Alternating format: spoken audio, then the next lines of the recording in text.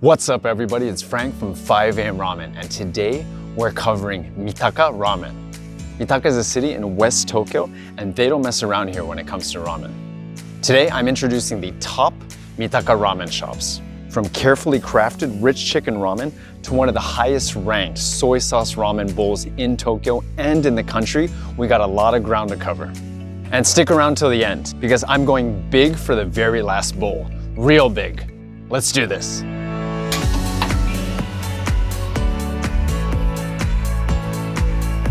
For those new to the channel, I'm Frank. I was born and raised in Tokyo on ramen. AM Ramen is about bringing you top-notch ramen content from Tokyo and across Japan. Today, we're doing this in Mitaka. Mitaka is a city located in West Tokyo. West Tokyo is this whole stretch on the Chuo train line, and it's home to an insane amount of great ramen shops. Mitaka City is a bedroom community that loves its ramen. There are ramen shops everywhere you look here. With this in mind, let's get back to me on the ground in Mitaka. So, making my way over to the first ramen shop of the day, which is Torikoku Suzuki. They're known for their koku shio ramen, or basically a salt-seasoned ramen with a chicken and fish broth. Suzuki is super famous in Mitaka, usually boasting a big line outside, so it pays to go early. Its only counter seats, and the environment is more like a basement ramen garage than anything, but maybe that's part of the appeal. There's no ticket machine. While you're waiting in line, you tell them verbally what you want. I ordered the koku shio, but there's a koku shoyu as well. Say either of these phrases and you're good to go. Okay, so here's a recap of Torikoku Suzuki.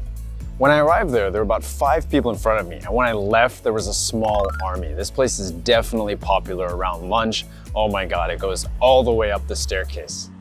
Anyways, the ramen itself, it's a bold shio seasoning. This is holding up everything. It's fairly salty, and the master chef is using a blend of 3 salts, including from the Seto Inland Sea. But that's not all for the seasoning. He's also using a white soy sauce, and this adds a softer temperament, let's say, to everything overall. Now that bold and salty seasoning is holding up a radiant chicken bone broth. It's a smooth chicken flavor, but not just the chicken. You do get comforting bursts of fish flavor.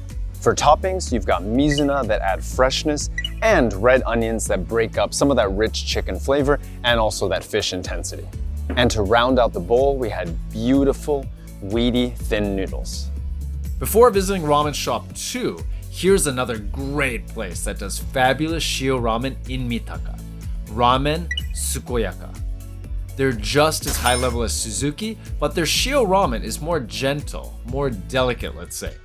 The mostly clam and chicken soup is absolutely delicious. The clams don't hit you at first, but the flavors spread like a blossoming flower to all corners of your mouth a few seconds later. They also add a bit of truffle oil on top. It's just enough. The noodles are medium thick, and the slow-cooked chicken and pork chashu on top are a real treat. You should bookmark this place as well. Back to me on the ground. Okay, making my way to ramen shop number 2, and I can already see the lineup from here. At this next ramen shop, Menya Sakurai, the owner envisioned a ramen that you'd never get bored of, one that you could basically eat every day. And as I mentioned, it's one of the top-ranked shoyu or soy sauce ramen bowls in Tokyo and in the country. Sakurai always has a line, but it moves relatively fast. After getting in, you'll be greeted by a ticket machine to order from. While they have a shio ramen and a niboshi ramen, their top seller is a shoyu ramen. And I'm getting all topping, which means extra chashu meat. They're well known for their chashu here at Sakurai. Here's a recap of Sakurai and this bowl of amazing shoyu ramen as I walk off some of the calories. Was this a ramen that you'll never get bored of? I think so. Of course, it's a great bowl. And this one too also highlights chicken. And he's using 2 chicken breeds. One is Nagoya Kochin and the other one is Daisen. These are 2 premium grade chicken breeds. But compared to the first shop, Torikoku Suzuki, this place was a lot softer, a lot more delicate. It's basically a 6 soy sauce blend, but it wasn't that salty, wasn't that tangy, and it really allowed those chicken flavors to come out. So in summary for the soup, a soy sauce powered, softer, and more delicate sort of chicken flavor. Beautiful noodles in there, beautiful fold too inside the bowl. But what really stood out with the toppings were those chicken and pork soft chashu slices. Oh my God. These are low temperature cooked and they're some of the softest I've ever had. Wow, they were really, really good. And for the price, you get quite a bit. You get a lot of slices there. Definitely a great bonus. For reference, Sakurai opened up a second ramen shop in Mitaka quite recently. It's called Mitaka Ramen Sakeba Sal, or SAL. They serve Nihonshu alongside ramen inspired by the Niigata region of Japan. This includes a salty soy sauce ramen with stronger fish flavors and a nice helping of pork back fat floating at the top. Thick noodles in this one here. Quickly, here are two other spots that also do delicious shoyu ramen. First up is Mitaka Chukasoba. Like Suzuki earlier, this is another basement spot. Is this a Mitaka thing? I don't know. Do people live underground or something? Anyways, this spot is frozen in time, serving classic shoyu ramen or chukasoba. The chicken and fish soup is relatively light, and this ramen includes fluffy wonton. The noodles are a big highlight here, thick and awesomely chewy. Now this is a super local spot, even for me. Here's one more shoyu ramen recommendation before we get back to it. And it is Chukasoba Himawari, and they have one of the prettiest bowls out there. Their shoyu ramen has a radiant chicken flavor, and this primarily chicken soup is guided by a soy sauce blend that's slightly more sweet than salty.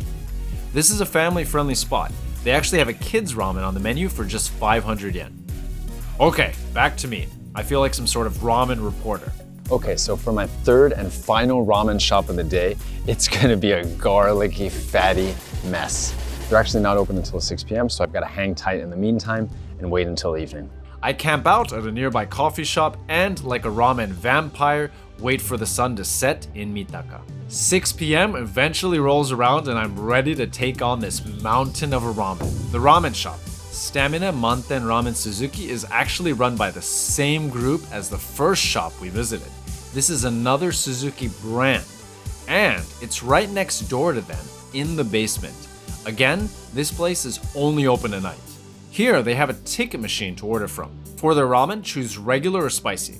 I'm getting regular, and I doubled up on the toppings, also adding 3 quail eggs and a raw egg, because why not? Go big or go home. This is what this madness looks like. It looks like a mountain you'd see in a ramen junkyard if there ever was one. But let me tell you, it's a delicious mess. And it reminds of 3 ramen styles. It's a salty soy sauce powered soup, and there is so much going on. But it all works somehow. When you're picking up the noodles, you're like a claw machine, just randomly picking up toppings you weren't trying to pick up. After I drag myself home from Mitaka, here's my report on this crazy bowl. I'm close to the ground right now, just in case I need to pass out. As promised, it was pretty heavyweight to end the day. Although, maybe at the same time, not as heavy as you would think. Because of the amount of pork lard and also pork back fat, it was also quite smooth because of that. But don't get me wrong, I'm still paying for it right now. In addition to that, you had a lot of garlic, of course, that was heavy in its own way. But the ginger, unlike the garlic, kind of cuts through that broth a little bit and makes it a little bit more refreshing, let's say, to eat. The noodles were fat and flat, had great bite to them, very much inspired by Jiro-style ramen. Overall, very much an enjoyable bowl, but definitely a lot to eat and a big way, I think, to end the day. Before we say goodbye, here's one more Mitaka ramen shop I'm throwing into the mix. Wantan no Mangetsu is right down the street from both Suzuki shops. They're known for their dumpling ramen, and this one here is the stamina ramen, with a spicy kick that comes from a blend of sesame and chili oil. The soup is relatively light, and it includes a lot of ingredients that are from Yamagata up north, where they're headquartered. If you're not in the mood for waiting or being in a relatively crowded place at Suzuki, Wantan no Mangetsu is another great option. Now, I want you to let me know, from all of the bowls that we looked at today, which one was your favorite? Let me know in the comments below. I hope you enjoyed this Mitaka Ramen video, and if so, please hit that like button and consider subscribing. This is Frank from 5 AM Ramen here, taking one for the team here at the end, and reminding you that Tokyo is the only city in the world where you can have delicious, delicious ramen at 5 AM. Thanks for tuning in. It was a bit of a contrast, whereas the first place was a little bit grungy in the basement in a fun way. This place, again, was a little bit more trendy, a little bit hipster.